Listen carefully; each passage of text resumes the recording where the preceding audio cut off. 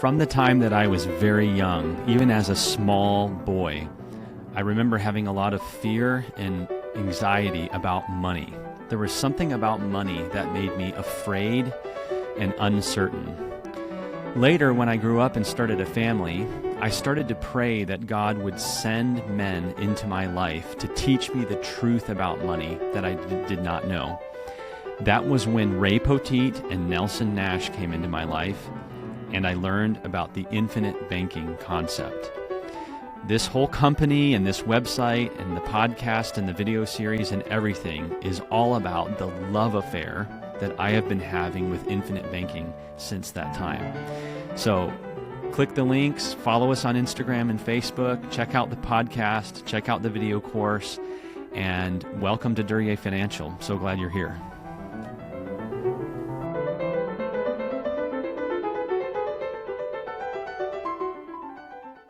Hey everybody, welcome back to the podcast. Thank you so much for tuning in. Today we're going to be starting a book review of Nelson Nash's book, Becoming Your Own Banker. I love doing book reviews because this podcast is all about creating financial knowledge and pursuing financial knowledge. But in particular, the reason I want to start by doing a book review of Nelson's book is because I discovered something about this book that was really important to me. I noticed that when people would read this book, there was a couple different things I noticed. Number one, the people that started infinite banking by reading this book just understood everything from start to finish. They were just miles ahead of everybody else with infinite banking, first of all. And secondly, a lot of people, when they read this book, would kind of complain about the book and say it's nerdy, it's really intellectual and academic, it's hard to understand, it's cryptic, why is he talking about stealing cans of peas off the grocery store shelf, all this stuff. And so I realized that when people would complain about the book or have difficulty with it, the reason wasn't because they had a problem. It was not because of them. It was because that this actually isn't a book.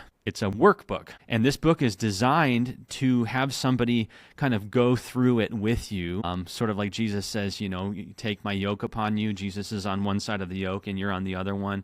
If you're a new Christian and you're trying to read the Bible all by yourself and you don't have anybody there to explain anything to you and you accidentally start in like Leviticus or something, it's going to be tough. So this book actually started as a seminar, an in-person seminar, and there would be Q&A sessions and Nelson was actually there. Well, Nelson has gone to be with the Lord. He's on the other side of the river, and so it's hard to get to him. So it was really important to me to do a book review of this book because I want to be able to tell people like, look, this episode through this episode, my podcast is a book review of that book. And if you go through the podcast as you're reading the book, it's really going to help you. And so the way that I got started with this book was some mentors and friends of mine told me to read it. And I read it twice and I couldn't make heads or tails of it. That's what happened to me. And I've always been really high in reading comprehension, like test scores and stuff. So that was kind of confusing to me. Like, why can't I make sense of this book? And then for whatever reason, the third time that I read it, the light bulbs went off. And I was like, oh, this isn't some idea that this guy made up. Infinite banking, Nelson Nash didn't make up infinite banking. Nelson Nash discovered infinite banking just like Isaac Newton discovered some laws of physics and mathematics. Like these are principles of economics and finances and wealth building in human nature that God put into creation in the beginning. So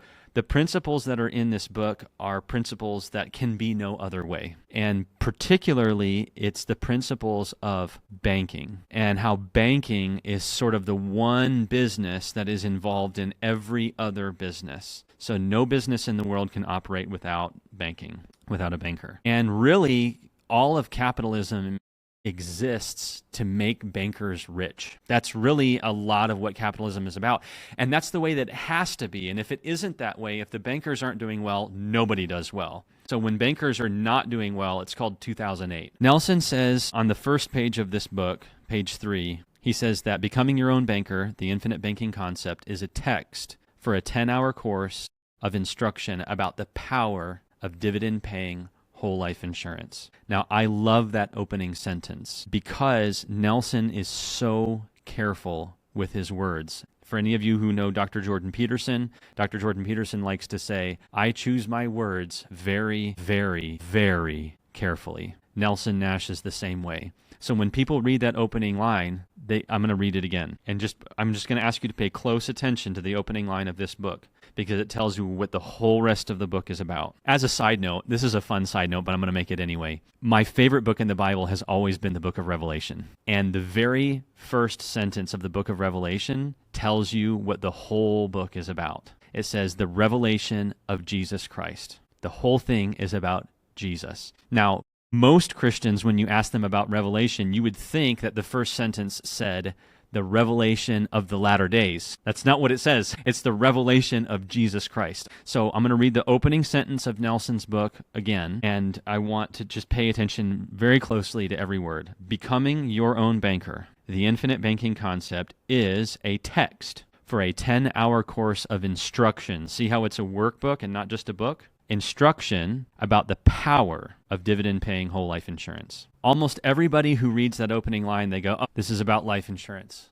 And it's about premiums, and it's about all this, and agents and insurance agencies and all this. False. That's not what it says. This is not a book about life insurance. This is not a book about life insurance. If you start your infinite banking journey thinking that it's about life insurance, you're chopping yourself off at the knees from the very beginning. It's a book about power. This is a text for a 10-hour course about power. Okay, well, what do we know about power? Well, the Apostle Paul wrote to Timothy, we have not been given a spirit of fear, but of love and of power and of a sound mind. So power comes from how we feel, our heart, our love, and of our sound mind, how we think. So in this book, Nelson is going to go through matters of the heart, matters of emotion, and what people feel and how those feelings cause them to act. And then he's going to go through thoughts, how our thoughts cause us to act, and what kind of power. So certain feelings and certain thoughts create power in our lives. So what kind of power? The power of dividend-paying whole life insurance. This contract that gives people the power to do certain things. So Nelson is saying a dividend-paying whole life insurance policy is a contract and it's an asset on your balance sheet. It's a tool in your hand that allows you to do certain things. That is the purpose of infinite banking, and that's what infinite banking is all about. It's about how we think, how we feel, what we do. What you'll discover at a certain point, and this is what I discovered my third time through the book, was that infinite banking is a way of thinking that produces a certain kind of lifestyle financially for us. That's what it is. And when I was young and I was afraid and anxious about money, it was because I was watching adults who were living a lifestyle of fear and anxiety about money. And I realized I don't want that lifestyle. I want financial faith. I want financial truth. I want financial control, freedom. I want financial abundance. And so that's why my prayer was, God, would you show me the principles of money that lead to sound-mindedness and love and power, and not fear and financial anxiety and worry. And that was when infinite banking came into my life. So that's what this book is all about. Conventional financial advice focuses on products, this kind of asset, this kind of real estate, this kind of index fund, this kind of mutual fund, this kind of stock,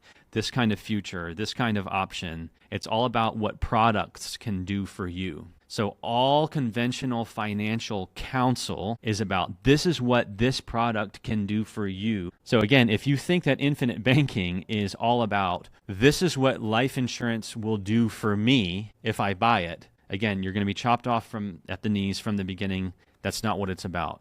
Infinite banking is, this is how you can think. And when you think this way, you will see what you can do with life insurance, which is the opposite.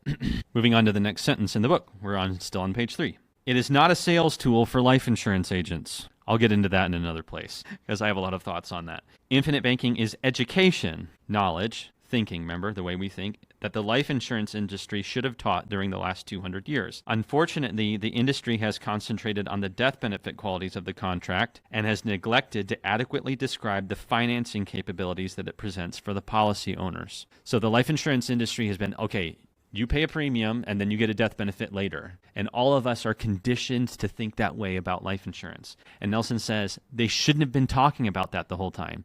They should have been showing how a life insurance policy allows you to finance whatever you want to finance. And that's what infinite banking is all about. Forget about the death benefit part of life insurance. Forget about it. Erase it. Don't think about it. We hardly ever talk about it. Let's look at what kind of financing we can do with life insurance. Ironically, life insurance companies must put premium income to work in various investments in order to pay the death claims. So it's not about a death benefit for them. It's about moving money around. This book demonstrates that your need for finance during your lifetime is much greater than your need for protection, or protection means death benefit.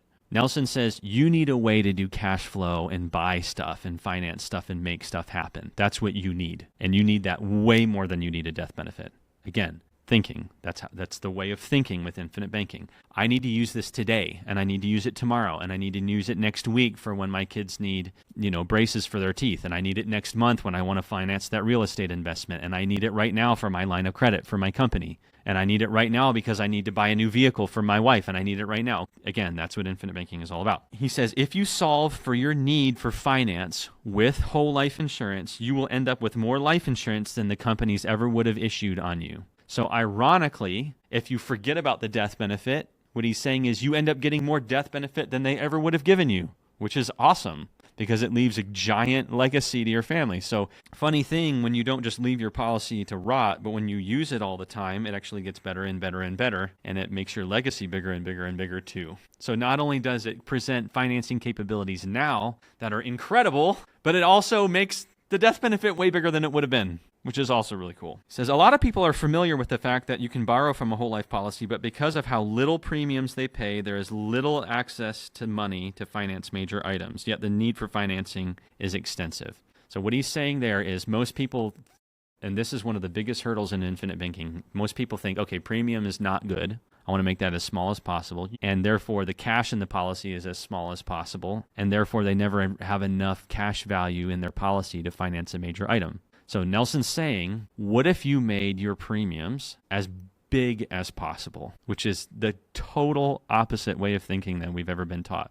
But he's just saying, what if you made your premiums as big as possible, and then the equity in your policy would be as big as possible, and then you would have major equity in your policy to finance major items. And what Nelson is saying is, when you make it big, and then you can finance stuff that way, it eliminates your need to borrow from a bank ever again. And your children, and your grandchildren, and your great-grandchildren. The whole point of this book is to build a system of financing that is not the way the world is telling you to finance stuff, for you to do it on your own, in your own private system. Hence, becoming your own banker.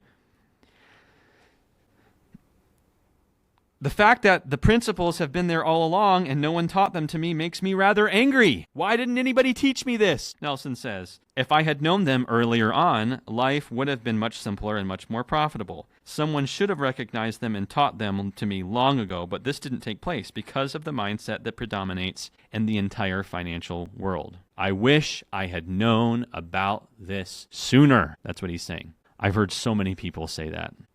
By so many people, I don't mean 10 or 20. I mean 300 or 400 or more people who are 50, 60, 70, 80 years old. And they're like, if I had only known about this when I was your age, Michael, oh, you're so blessed to know about this when you're young.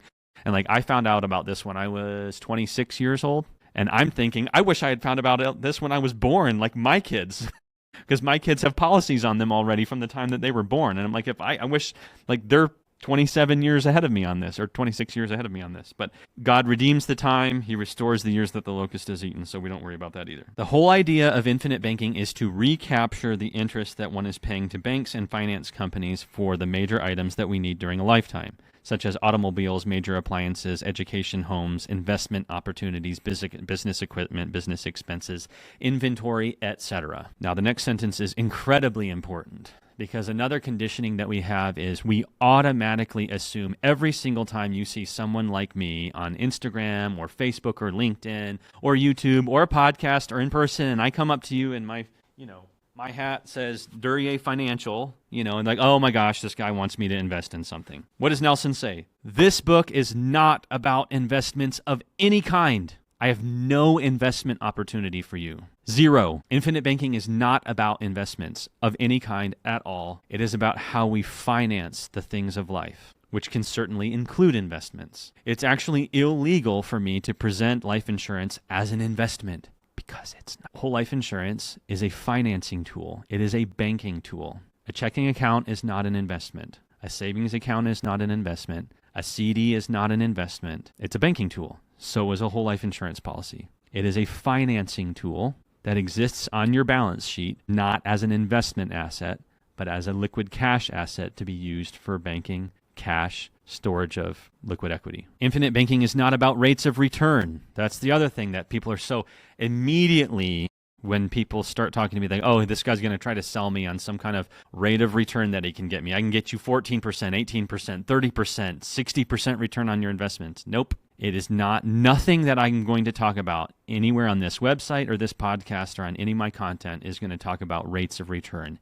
Ever. As time goes by, interest rates go up and interest rates go down, but the process of banking goes on no matter what is happening. Some things go on happening no matter what. I was talking to my good friend Josh the other day, and he was describing some of his friends who were complaining about the price of gas. They're like, oh my gosh, it's up over $4. And someone else said, yeah, but it's still not high enough to walk. In other words, people are going to go on buying gas and using cars kind of no matter what. Banking is the same way. Okay. A word of caution is in order. Later in the book, you are going to look at illustrations of life insurance policies that show how the concept works, as compared with how most folks go about solving their financial affairs. So you're going to be looking at policy illustrations. Most of these illustrations were developed in the year 2000, and they represent dividend scales in place at that time. Presently, interest earnings are lower, and hence dividend scales are lower. But in comparison with the other methods of financing the things of life, the difference in results remains the same. If you look at a policy illustration now, if you're thinking about getting yourself a policy and getting started, on paper it might look not as good as it did in 2000. He said, but it doesn't matter. It doesn't matter 2008 compared to 2000. It matters what you can do with life insurance now compared to what you can do with other things now. The difference in results remains the same. Infinite banking is not a procedure to get rich quickly. So if you think that this concept is going to help you get rich fast, sign off, go listen to a different podcast. That's not what this is about. It requires long-range planning. I am educated as a forester. What's a forester? Tree farmer. Plant trees, grow trees, harvest trees, sell it for wood. Having worked in that field as a consultant for 10 years, I tend to think 70 years in the future. I won't be here, and neither will you, but there's no reason not to behave in this manner. Plan as if you are going to live forever, and live as if you are going to die today appears to me to be a good thought. Becoming your own banker is not a tax-qualified idea of any sort. The income tax law as we know it today only began around 1913. Life insurance has been around for over 200 years and is not the creature of any tax code. It is nothing more than like-minded people contracting with one another to solve a financial problem. Whole life insurance is like-minded people pooling money to finance stuff. That's what it is. That's why the banks use it so much, and corporations, and wealthy people, and knowledgeable people, entrepreneurial people in particular who think outside the box. They stumble across this without ever having read Nelson. One of the things I love about Nelson is he'll say something that's so incredibly obvious. But it's funny, like one of the fun things to do in life is to take an obvious statement like Nelson's about to make and just repeat it to yourself a couple hundred times over the course of a couple weeks, and like ideas will occur to you. They're like, oh my gosh, I'd never thought about that. Nelson says, there is no such thing as having too much money in the bank. There's no such thing as having too much money in the bank. Really? I thought there was. Wealth must reside somewhere. What better place to have it reside than here? From this residence, one can do anything that one can conceive. This is an advantage that most people ignore in their thought process, and therefore it limits their effectiveness. Let me make it very clear from the beginning, Nelson says, I am not talking about a bank in the conventional sense of the word. I am demonstrating that you can use dividend-paying whole life insurance to solve for your need for finance throughout your life. So you're using the life insurance company through whole life insurance to create a different system of financing and using that instead of checking accounts and savings accounts and loans at banks. Hopefully this book will give you a new perspective on the word retirement. I prefer to use the words passive income. If any of you read Rabbi Daniel Lapin like I do, you'll know that Rabbi Lapin says there is no word for retirement in the Bible, so I don't use it.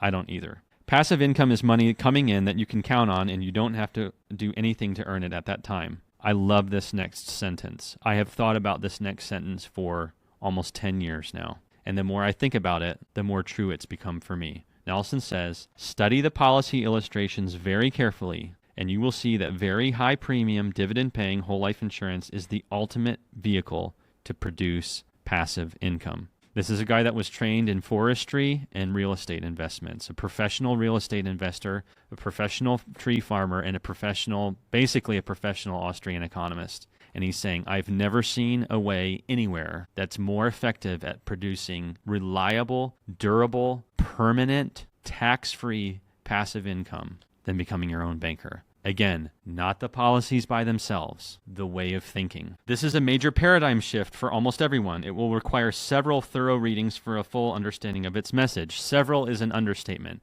My personal mentor, Ray Poteet, who helped Nelson develop the 5th edition of this book, had read this book over 500 times. It was his favorite book to read on the airplane. I read this book constantly, and I get more out of it every time I read it. The concept of becoming your own banker is not complicated. It is just different from the way the majority thinks and behaves. In fact, it is the ultimate in simplicity. There's an extensive reading list in the back of the book. Please read all the books as you can. There's no such thing as having arrived in knowledge. And then on the next page, he says, to Mary, my joy and inspiration.